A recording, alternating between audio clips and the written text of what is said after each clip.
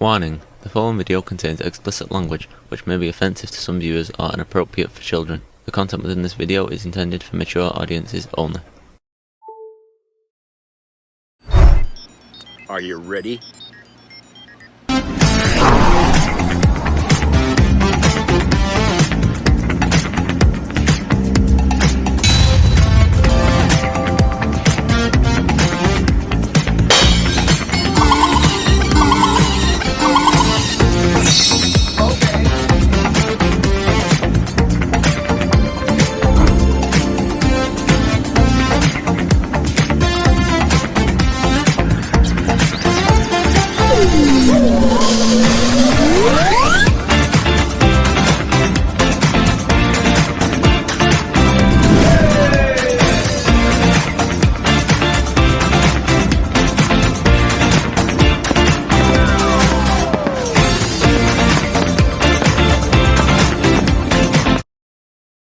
Greetings, everybody. Welcome to the show.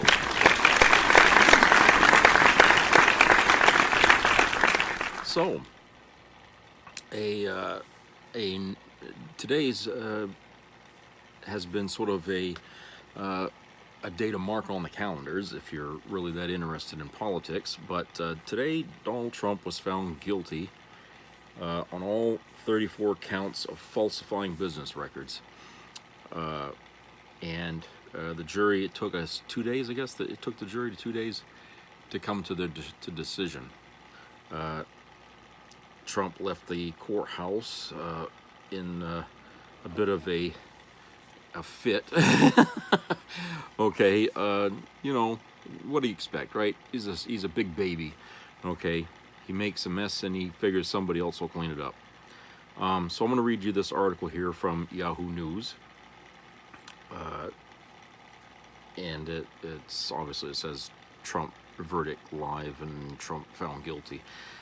Okay, it says Donald Trump was convicted of falsifying business records to influence the 2016 presidential campaign Thursday in a historic trial that saw a former president face criminal charges for the first time.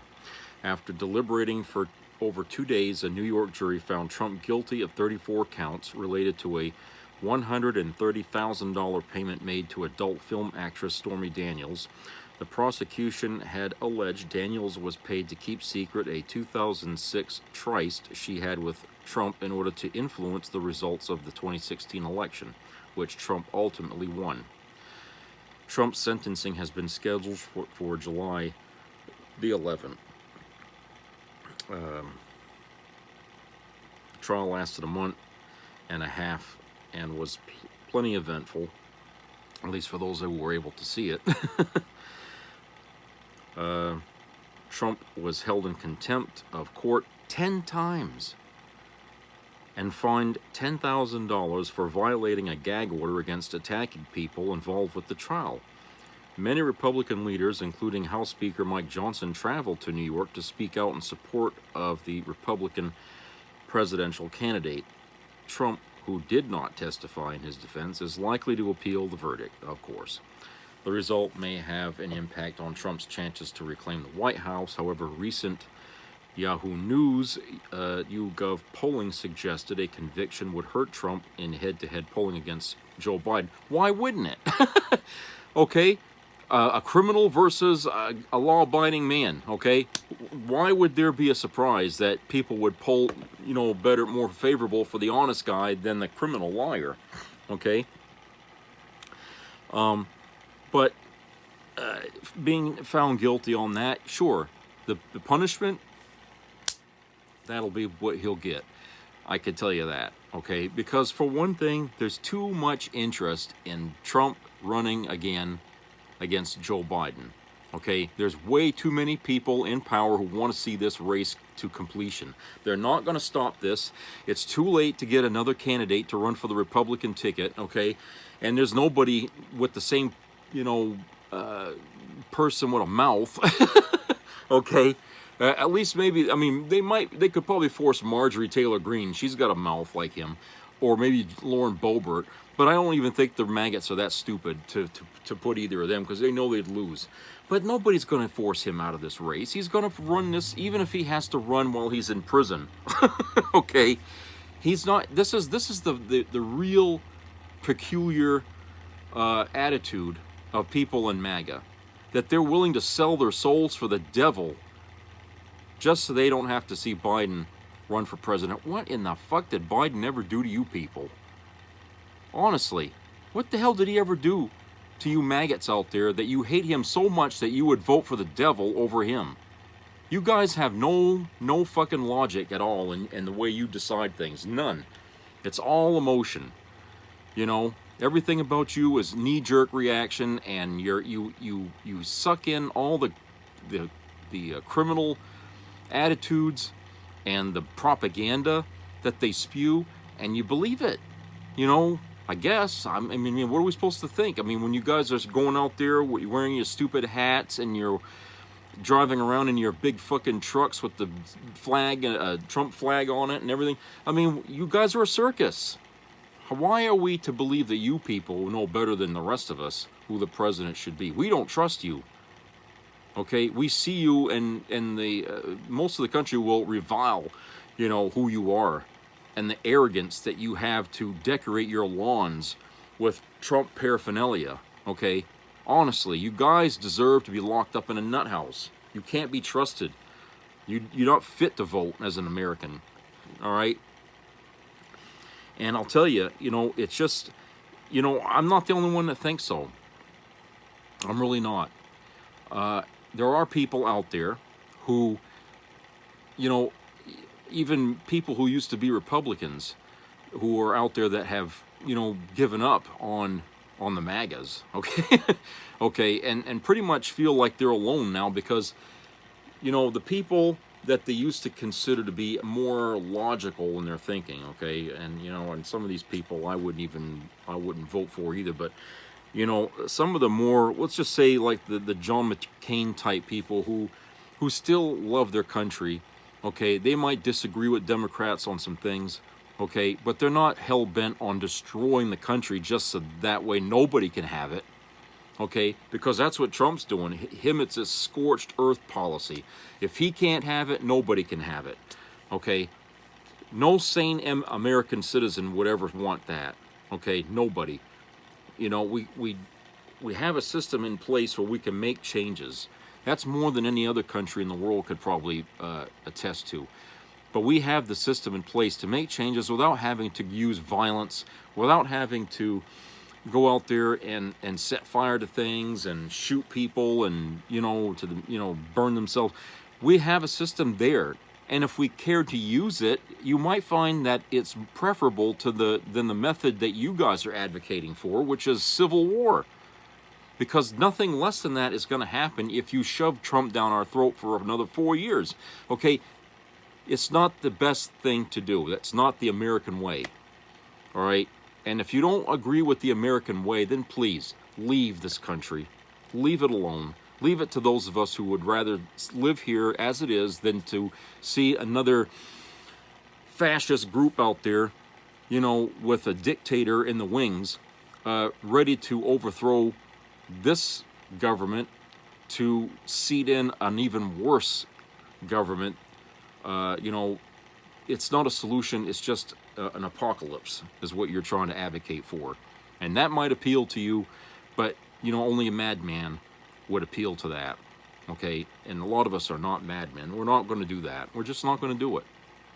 And if we have anything to say about it, we're not going to let you do it either, all right? I mean, if you're looking to overthrow this country, you're going to have to do it the hard way, okay? Which you won't be able to do. Trying to do it this dishonest and deceitful way, you know, and trying to suck in as many like-minded folks into your cause, that's not going to work, okay? So, you know, here we see that, you know, Trump today found guilty. But this is of a trial that, you know, where the penalty is not going to be the kind of penalty he really deserves, if you ask me, because some of the other crimes that he's committed, especially the national security crimes and stuff, carry much stiffer penalties than he's ever going to get in this thing here that he found guilty on, okay? Whether or not that affects him with the MAGAs, I don't think that's going to matter at all. Like I just said, that he could be sitting in prison and he'll still run, and they'll still vote for him. First president in prison instead of the White House.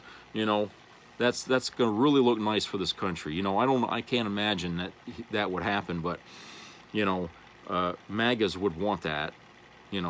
Goes to show you the kind of country they're going to be rooting for. Hey, Iran is for you. Russia is for you. You go there. That's the kind of nation you want, please. They're losing people out of those countries to flee there. If you want to go in there to fill in the gaps, go right ahead. They'll welcome you there, okay? Jesus,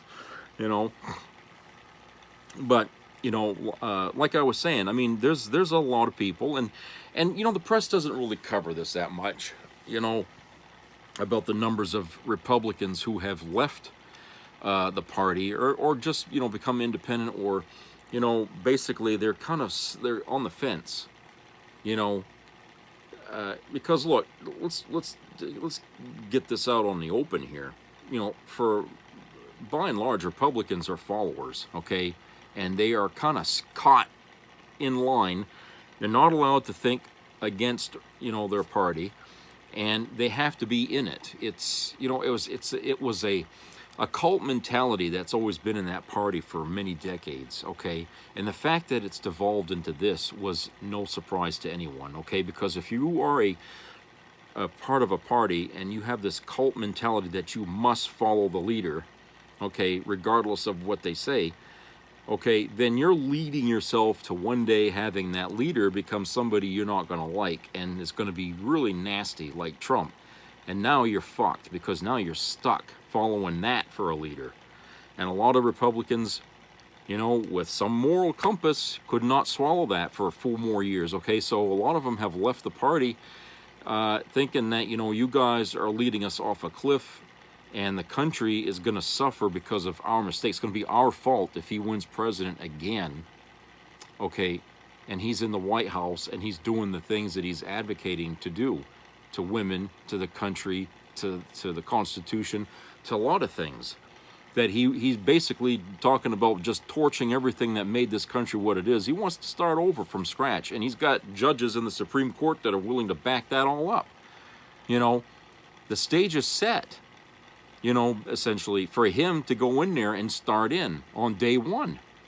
Like he says, I'm going to be a dictator on day one. Yeah, and he's day one, and it's going to go into the rest of the time, and he's never going to leave office, till he dies, which hopefully will be soon. But I'm just saying that, he's not leaving. If he gets in there again, he won't leave. He won't fucking leave if he's still around after 4 years, okay? Frankly, his mental capacity is diminished considerably in the last 2.5 years. I mean, I think we've all seen it in his rallies and stuff. He's really got a hard time to focus on things when he's talking. He rambles all the time. He slurs his words all the time. People have been analyzing that and saying that he's suffering with aphasia or something like that, and it's getting worse. And it could have been from years of doing cocaine and heroin or whatever the hell. Like his son there, Eric. Okay, I mean, he was doing that too, and he's suffered a lot from that. And the balls that they got to pick on Biden's son over that when he's been doing that himself. I mean, they're all that same era, that same generation where they're all doing that shit. The rich people in this country back in the 80s and 90s were heavy into that stuff.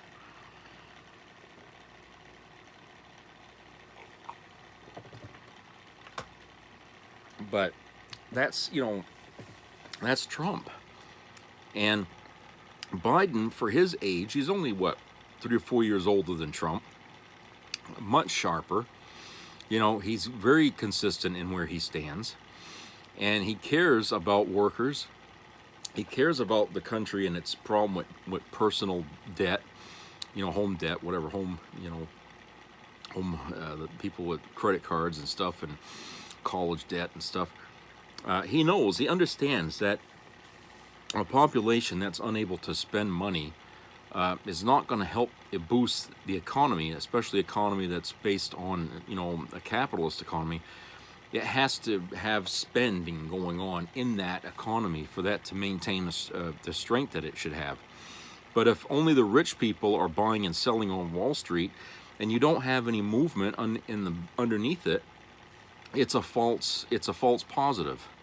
Okay, and that's what the rich people have been doing here in Wall Street. Is they've been buying and selling their own stock here, and it's not. I mean, the media picks it up and says, "Oh, the economy's doing well." Well, it is for the rich, but for the rest of us, we're still struggling. Inflation is still out there hurting people's spending ability, and the prices of things have gone up. Especially with real estate and rents and you name it. I mean, all across the board, and wages have not matched it. I mean, they really have to raise wages quite a bit to offset the rising cost of things, because people are really struggling. And I mean, I don't know about you people in your communities, if you've read any local news about restaurants shuttering. It's happened quite a bit here. Chili's, there was only 2 Chili's in the state of Maine. Now there's just one here in Bangor. The other one in South Portland closed up, and a lot of people down there were kind of upset because it was sort of a place for people to go, because it has that atmosphere of a community in it, and now it's gone, and the workers here are laid off. So now there's only 1 Chili's in Maine. And then, of course, there were some closures of Burger King, and McDonald's is having a hard time here. KFC is another one. What else? Red Lobster. They closed up a whole bunch more of Red Lobster. I used to love that restaurant. I really did. I liked eating there when it was here. But it wasn't here very long, because I think in Maine we got a lot of seafood-oriented kind of restaurants around here, and they were always a little cheaper than Red Lobster. But at Red Lobster, they had a unique taste. I mean, yes, you paid a little bit more, but you couldn't beat it. Okay, you couldn't beat the taste there. And unfortunately, they were closed up, and now there's a Mexican restaurant in that same restaurant now, and they seem to be doing a bit better. Prices are more reasonable than when Red Lobster was in there. But Olive Garden is, I don't know if they're hurting. The Olive Garden here is always full of people, so I guess they're doing okay. But like I said, it's hurting a lot of restaurants, and I guess you could argue, well, people today after the pandemic, they got in the habit of ordering in a lot. They don't go out to eat. They have it delivered to them now, which is how you see this DoorDash thing pick up, where people will come and pick up the food and bring it to you for a fee. They're doing that here, and they also have the same kind of system for like Hannaford, where you can order online the groceries, and you can go there and it's all bagged and paid for, and you just go with it. Or they'll even deliver it if you have to. That's good for the people that are elderly. I mean, I think that's a good system to have for them. They should have had that for a long time before now. But like I said, things are struggling still. And, even though, the Democrats are out there kind of saying, things are getting better, a lot of us don't feel it yet, okay? We see it on the news. We see the numbers on paper or on the screen or whatever. Okay, yeah, it looks good, but we're not feeling it. Okay, it's like, it's like watching a Star Trek episode of a hopeful future. Well, it's hopeful and it's nice, but we ain't there yet. Okay, we're not there yet, and so we, I think, yes, Biden still has work to do. Okay, he still needs more time. Okay, Trump is not going to maintain the progress that Biden has begun. Okay, his idea is to shut all that off and go right back to when he was president before Biden and continue from there. We can't go down that road again, folks. Okay, we just can't. It was a bad slope we were in, and we were lucky to get out of it when we did at the time. It was a smart move to get Biden in there, and it's a smart move again. Okay, and so Hopefully, in another 4 years, more good things will trickle down to us here in other states. Maybe we can get the governors in some of these states to go along with Biden, especially those red states out there, to do something and stop with the fucking cultism. Okay, enough with this Trump crap. Okay, and let this guy just disappear into the clouds. Okay, just let him go. He's not going to do you any good. And if he becomes president again, you're going to be crying all the way to the end, because you got suckered again. Don't be suckers again. Forget it. He's just not the one. He ain't the fucking one that you're hoping will bring about your brave new world. Okay, he ain't the one. He ain't it. Okay, he's going to bring you back the brave old world. Okay, the one we fled from. Okay, to try to start anew here. Okay, and if he gets his way, we're going to be starting all over again. Okay, we don't need that. Okay, let's go to commercial break and I'll be right back.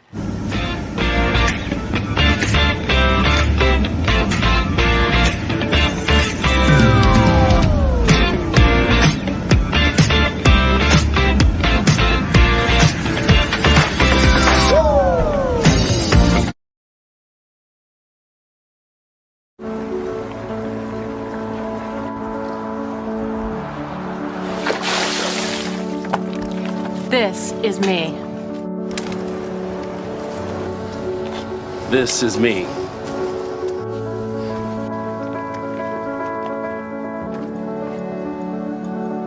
This is me!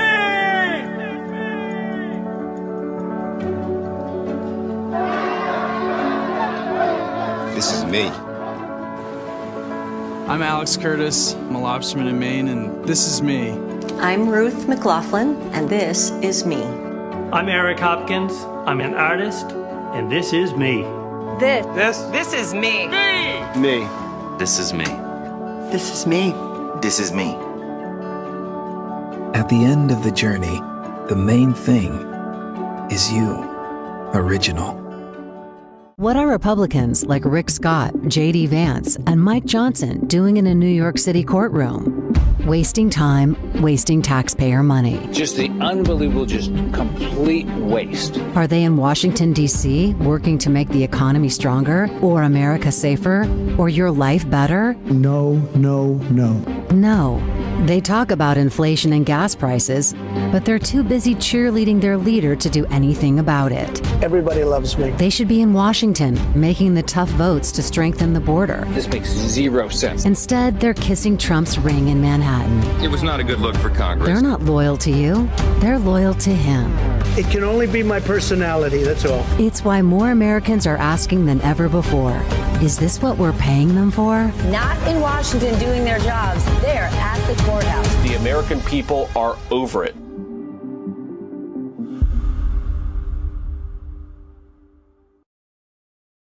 In the 1930s, Hitler didn't just seize power. It was handed to him by the wealthy, by the powerful, by a compliant elite, by people who thought they were above the angry masses and violent anti-Semites. He was given power by Germans who knew what he believed, but thought they could contain him, control him, that his crazed speeches and dangerous antics were just for show, that his hatred would never turn on them. But like every dictator before or since, Hitler used his power to bring death, despair, and tragedy to the world. Before the world said, never again, millions of Germans believed, it can't happen here. Germany bet wrong in 1933. Will we? He says, you're not going to be a dictator, are you? I said, no, other than day one.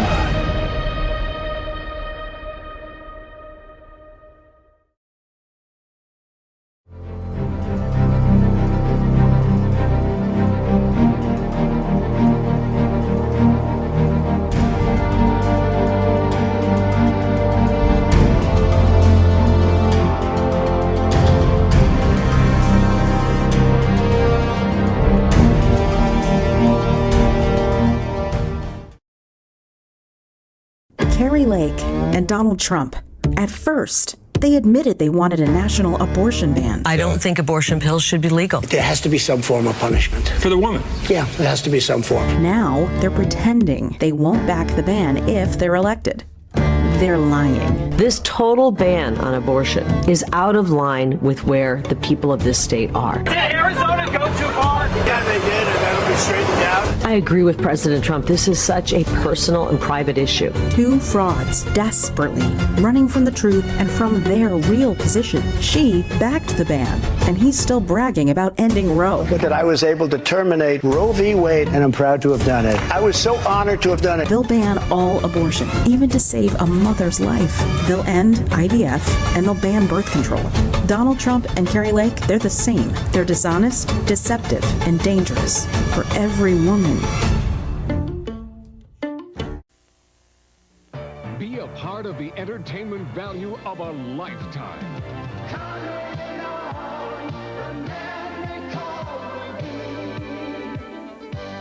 I loved it. It was the best performance I've seen in a lifetime. I loved the show. I liked it very much. He's a very entertaining man. It's well worth the money. Now appearing in Charlottetown, coming to Halifax November 6th to the 18th, and St. John November 20th through the 26th.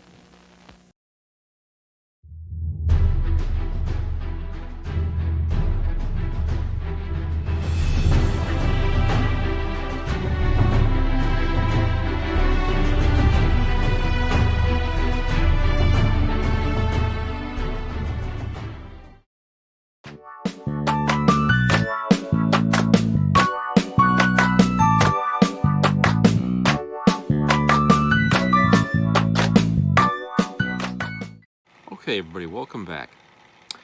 Okay, I have a good friend who sent me a link to a story from the Washington Post that kind of touches on what I was talking about here in the previous segment, about how people are kind of moving away from the MAGA movement here, those who are more center-right in their thinking than they are on the extreme right.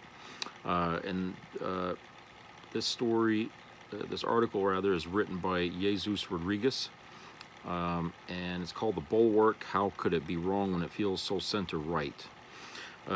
Sarah Longwell, the publisher of The Bulwark, is backstage before the live show with her fellow performers in early May, trying to figure out how to get a bunch of anti-Trump podcast fans excited.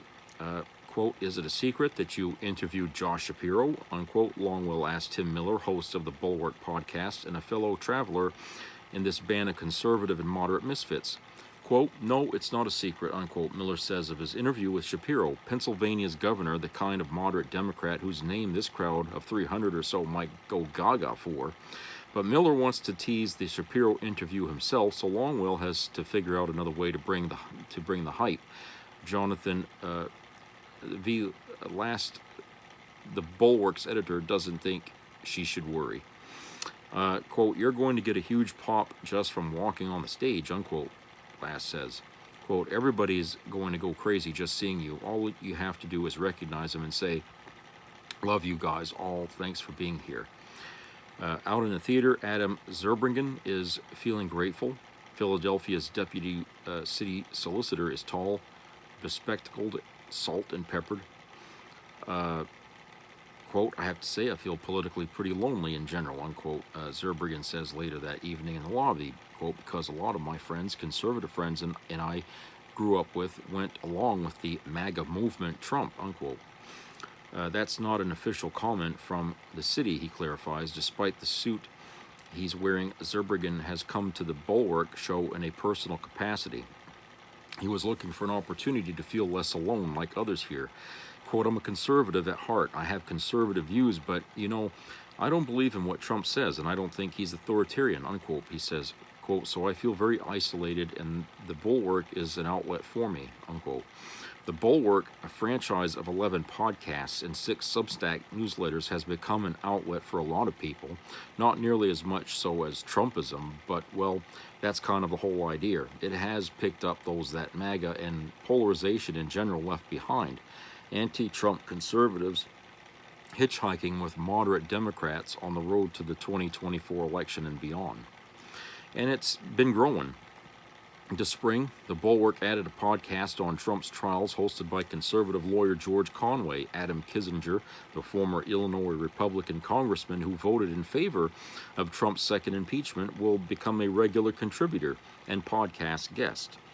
It also hired political scribe Mark Caputo to send dispatches from Florida in a newsletter vertical titled MAGAville. The demand is clear enough from among other signs. The primary votes that Nikki Haley has continued to receive despite having dropped out of the race due to Trump's dominance earlier this month. Haley polled 22% of the vote in Maryland and 18.2% in Nebraska. She has since said she will vote for Trump. The political orphans of the center-right are looking for a home or a bunker.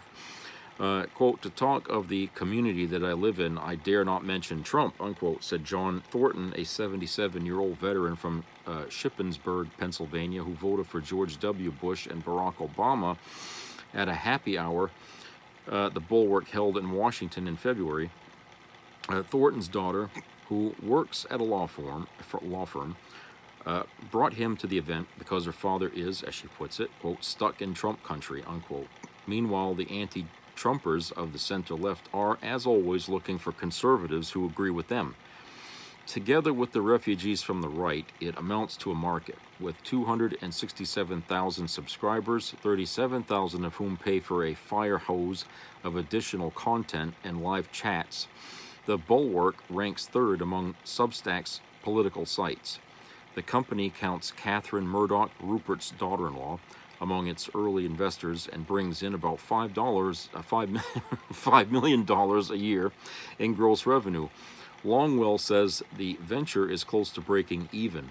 The Bulwark's live shows are another way for all those people to know that they're not alone in their starry-eyed desire to make centrism great again, a place where people rise to their feet to honor J. Michael Luttig, the former George H.W. Bush appointed judge who testified in Congress that, quote, Donald Trump and all his allies and supporters are a clear and present danger to American democracy, unquote. A place where Bill Kristol, the founder of the now defunct Weekly Standard, can call himself a, quote, former conservative, unquote, to applause. A place where Miller can ask Kristol and writer Will Salatin to name the people they most like to stand in a circle and smoke weed with. Salatin, admitting he's a pot virgin, named Charles Barkley, the philosopher George Wilhelm Friedrich Hegel, and a thinker to be named later, possibly Jesus. Kristol named his Bulwark colleagues. Quote, it's a little bit like buying tickets to see a band play, unquote, says Matt Iglesias, the Euroblogger and Vox co-founder, who now has a popular Substack of his own, Slow Boring. Quote, that's not the only way to hear songs in the modern world. Even live performances don't necessarily sound all that good. But it's an experience that you want to be part of, unquote. Quote, what they're doing is providing Republicans a safe space to go if they hit that button on the ejector seat and decide to leave, where they can feel like, okay, there are people like me who think some of the things I do, feel some of the ways I do, but have decided they just can't vote for a Trump-led Republican Party, unquote, says Tommy Vietor, a co-host of, quote, Pod Save America, unquote, a liberal redoubt people with young guns from the Obama administration. Quote, it's a way you don't feel alone, you don't feel ostracized, unquote. Quote, bro, let me break it down for you, says Mike Valiant, 32, of New Jersey. He's standing near the exit in a pinstripe button-down shirt, white Air Force Ones, and a too small straw hat, a souvenir from a Guatemalan Independence Day celebration in Trenton. And he's holding a Unigling in his hand and a protein blender bottle in the crook of his arm. Valiant, who says he listens to the Bulwark pods while doing cardio at the gym, has been feeling turned off by both political parties. Quote, so I came here with nothing better to do on a Wednesday, unquote. He just met Zurbriggen, the city official. Quote, you have literally half a beer and you're talking to people like you've known them from last Tuesday, unquote. So maybe just being here is enough for Longwell and company to get people excited. She steps out on stage wearing these white blazer over a shirt that says, quote, "These are difficult times," unquote. And the other people do cheer. They might not have the party, but at least they have this. It was people are lonely. It was April, a month before the Philly show, and Longwell was sitting in a conference room at the headquarters for her many enterprises, which include a comms firm and Republican Voters Against Trump, a political action committee that runs anti-Trump ads. When Longwell talks to voters, it's often in a more staid environment than podcasts and stage shows. Her thing is focus groups. She's conducted some 250 of them since August 2017, trying to get a handle on the psychology of voters in the Trump era. Audio clips from those focus groups are featured on her Focus Group podcast, another Bulwark offering. Here's something Longwell thinks people still don't get about the former president, that he's a prescription for loneliness too. Quote, "He makes them feel like there's an in-group, right? We're all in this," unquote, she says. After all, what better way to feel part of a crowd than to go to a Trump rally, drape yourself in merch, and chant, "Let's go Brandon," at the non-believers. Quote, "That's why people buy the Bibles and do all that," unquote, Longwell says. Like the level of loneliness that you see, I think, for people with a level of detachment or people who are looking for community, it's just everywhere, unquote. Longwell, 44, had worked for Pennsylvania Senator Rick Santorum, a firebrand Christian who was about as far right as Washington Republicans got back then, while Santorum was on tour trying to sell his book, quote, "It Takes a Family," unquote, which preached conservative social mores and argued that allowing gay couples to wed was the latest liberal assault on our marriage tradition, unquote. Santorum's talks would attract protesters. At one of them, Longwell recalled a young girl was holding a sign that read, quote, "My two moms take me bowling," unquote, and I was like, quote, I'm out of here, unquote. She says Longwell moved to D.C. and came out as a lesbian. By the time Trump was mounting his White House run, she'd become a senior vice president at Republican consultant and lobbyist Richard Berman's communications firm, and the first female board chair of the Long Cabin Republicans, the right's most prominent pro-LGBTQ group. Quote, "And I just wanted us to not endorse him," unquote, she recalls.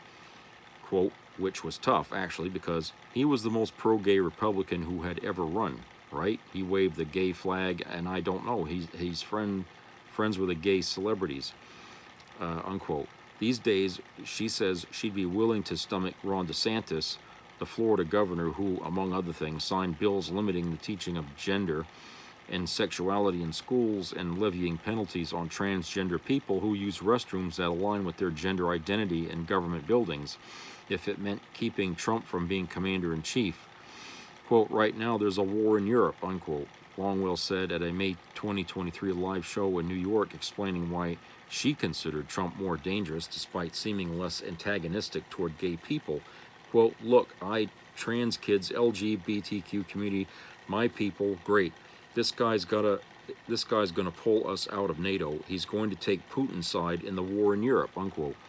The Bulwark started out as a news aggregator in 2018 and launched on Substack in 2020.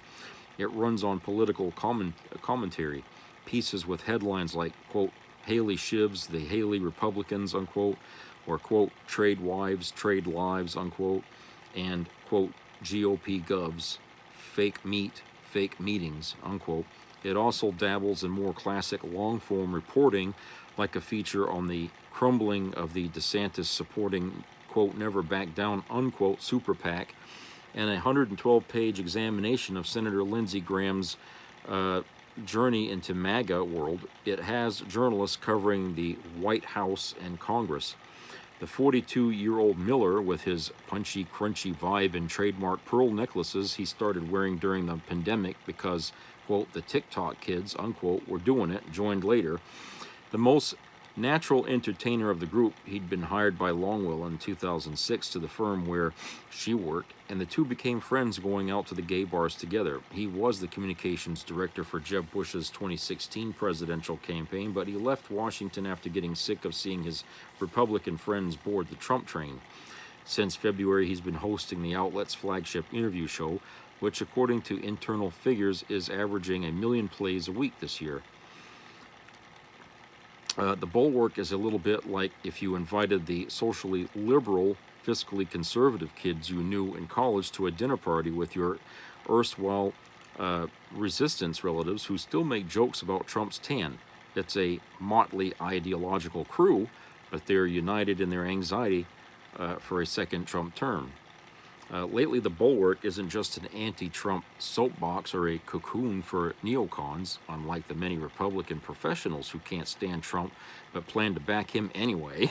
The crew seems protective of the Democratic incumbent as Biden and whatever remains of his 2020 coalition head gingerly forward November. Quote, I think campus protests have been a pretty big unintentionally. I think it's not their fault, but still, in reality, in practice, pretty big and kind contribution to the Trump campaign, unquote, Crystal said at the Bulwark's live show in Philadelphia. Quote, when you're saying that I'm listening to these people and their complaints are valid and that Donald Trump is listening to them, what you are doing is echoing Donald Trump's talking points, unquote, Miller said to Representative Dean Phillips, a Democrat from Minnesota, in February, back when Phillips was running a primary campaign against Biden. Quote, can I just say very quickly here, anybody who participates in this no labels malarkey should have their lives ruined, unquote, last said on another Bulwark pod. Well, the next level in late December, at the time that group of bipartisan moderates, who in theory share a lot in common with the Bulwark crew, was threatening to field a third-party presidential candidate that many people worried would siphon votes from Biden. Quote, I don't mean that, like you know, they should have violence visited upon them, unquote, last continued. Quote, but I mean that they should become social pariahs. They should lose whatever jobs they might have. They should be kicked off of corporate boards, unquote. No labels cited last commentary in a letter to the Justice Department, complaining of a conspiracy to undermine its efforts. In the end, the group decided not to field a candidate. If Trump prevails, the Bulwarks still see a role for their publication. Quote, people will still want somebody to walk them through what is happening that they trust, unquote, Longwell says. And if he doesn't win, quote, Trump's not going back to Texas to paint, unquote, Miller says, alluding to Governor W. Bush's quiet post-presidency. He'll still be around, if not as a candidate, then as a touchstone for the inheritors of his movement. The young Republicans of today are, quote, very different from the young Republicans of my age, unquote, Miller says. Quote, they don't know a world besides Trump. They're not interested in going back to something before Trump, even if Trump loses, unquote. Longwell isn't sure what a future GOP might look like beyond Trump, maybe a blend of economic populists and anti-woke crusaders. Quote, it looks more like something between Tucker Carlson and J.D. Vance and Cadence Owens, unquote, she says. Quote, than it does anything that resembles Nikki Haley and Marco Rubio, unquote. She adds, I just know that a broad appetite is not going in the direction of limited government, free markets, and American leadership in the world. It is going toward an isolationism, where America is much more closed off from the world, America withdrawn. After the Philly show, people stand in photo lines, snaking through the lobby to meet Longwell and the others. One woman says she owns a winter jacket with a patch that reads, Sarah is always right. Another woman goes up to Longwell and exclaims, quote, I never thought I'd actually see you in person, unquote. Lauren McConnell is also excited to meet Longwell. The 34-year-old Indian native who grew up in a conservative family had been feeling, quote, really disenchanted with being an American, unquote. But now, living in Philly, she listens to the Bulwark podcast in the morning, reads the articles on the train, puts the podcast back on if she's just doing mindless tasks at her medical research job. Then she gets home to cook dinner, listens to them again. And every now and then she sends Bulwark content to her relatives, because she thinks they might find it more credible than other media. and it might hold a unique kind of power to persuade conservatives to go against Trump, quote, because they're like, okay, well, if they did it, then it's okay if I do it, because they also believe what I believe, unquote. Then again, in a politics dominated by in-groups and out-groups, many Republicans might not be convinced by an outlet that is rooting for 4 more years of Democratic rule. Alex Spataro, 36, was also standing in line to meet one of the Bulwark personalities. He too sends the publication's content to the Republicans in his life, but he doesn't think the Bulwark stuff really changes many minds. Quote, I wish it did more, he says. I feel like the Bulwark has done better at garnering that coalition on the center left than they have with converting people on the right, which I hope changes in the next 8 months, unquote. Otherwise, it'll be a lonely 4 years, maybe more. That's it. So, yeah, I know that was kind of a lengthy article to read, but, you know, it really illustrates that, you know, not all the Republicans are behind Trump, okay? And only the extreme thinkers, which I would say, you know, to be an extremist Republican means you can't be as well educated as the rest, okay? Maybe that's what Trump means when he says he likes the poorly educated, because he can sucker them. You know, he can sucker them till the cows come home. They'll believe it. It's easy to take people like that and turn them into a cult. Okay, and when you got them as a cult, you got power. You got something there. Okay, you got a momentum, and that's what Trump's got. He's got a momentum. Whether or not that cult is big enough to give him what he wants for another shot, I don't know. I'm hoping not. You know, I can't see how he could possibly win. I know people will still vote for him, but you know, it's up to the rest of us to make sure we get out and vote, so that way he doesn't get in. Okay, it's a must. I mean, we can't have any people call, oh, the weather's not right, or I'm not feeling too good. I don't care what the excuse is. Find a place to get out there and vote. This time you must vote. All right, I can't stress that enough. I wish mandatory voting was a thing in this country. I really do. I wish that the government would emphasize that you have to vote. If you don't, you know, you're fine, your ticket, or whatever the hell it is. People should be forced to vote. And they should make it easier for people to vote. You want to vote by mail? Then fine. You'll get a ballot in the mailbox. You fill it out mail it in within a certain time.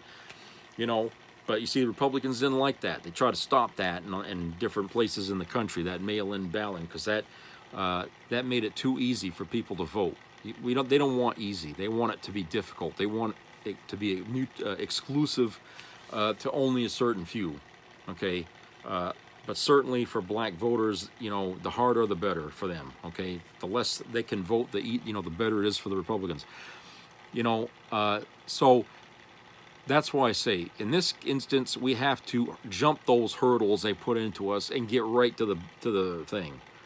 You know, make sure, you know, your name's on the list. Make sure that everything is in order. Everything is there, that you're registered. Make sure all that's there, okay, before you find out that it ain't, okay, at the last minute. You don't want to find that out and look like a fool. Having been shot down by the Republican folks there that are trying to, you know, sabotage the Democrats in whatever way they can. All right, you can't. When it comes to politics, you know, the villains are lurking in with the friendlies. You know, you just don't know, you know, who they are. You can't trust everybody in that. You know, we see how violent people can get when they don't get their way in politics. Imagine at a lesser degree what they're capable of doing, okay? And we've already seen that. You know, people knocked off voter rolls, obvious mistakes made, you know, like, oh, we mixed your name up with some, you know, things that they could get away with and would take forever to fix, you know. In the meantime, your vote was just thrown out in the trash, okay? They'll do whatever trick that it takes. These people, this is all they do is the election system. So they know it inside and out. They know how to fix that, okay? So we're going to have to make damn sure that we come out in numbers that are just like a waterfall, where even if they try tampering, it's not going to be enough. Okay, the sheer numbers of voters voting against Trump have to be of such a size that even cheating isn't going to guarantee him a victory. Okay, that's the way it's going to have to be. Everybody has to vote this November. Everybody. Okay, and you know, to make it very difficult for Trump to win, and I realize that even, you know, if he loses, the MAGAs aren't going to go away. Okay, they're still going to be out there, but at least he won't be president for, you know, and that's a good thing. So, so anyway, yeah, I hope this kind of opens it up. I mean, this article, like I said, was long, but it does really show you that there are Republicans out there who are still center, and they're hoping that, you know, once they get Trump out of the way, they can get the Republican Party back under their control again and move these extremists the hell out, this cult the hell out of the system, so that we can have an honest-to-goodness Republican Party again. They could certainly take Marjorie Taylor Greene and Lauren Boebert the hell out of there with them, you know, on the way out. I'm hoping that, you know, the people that they represent will vote against them and get rid of them either, because we got to get the circus the hell out of the system. Okay, I feel like, you know, I want my money back. Okay, because I didn't buy a ticket to go to a circus here in politics, but we've been forced to watch this circus here, and I really want this to stop, so that way our country can get back to the business of governing. Okay, instead of trying to make everything into an episode of Crazy America. You know, I just want to see something about this country to be proud of, you know. And, you know, we could have done a whole lot more with a Congress that was on our side instead of on the side of the nuts, you know, under Biden. Okay, so please subscribe and comment, and share the videos if you know somebody that wants to listen, and keep your ears open for any news, health matters and stuff like that, and treat each other good out there and be nice. We're coming up on another holiday, and let's I know it's hard to feel patriotic in times like these, but we've got to remember, you know, that aside from all of that, we're still all Americans. We're still here, and I'm hoping we're still grateful that we are Americans and that we're not living in other countries somewhere where the circumstances would be much tougher for us. And we need to find a new appreciation for our country. And I think that's going to come with taming politics down. Instead, you know, that way we can admire the country better that way. So take care, everybody. I'll talk to you again later. Bye-bye.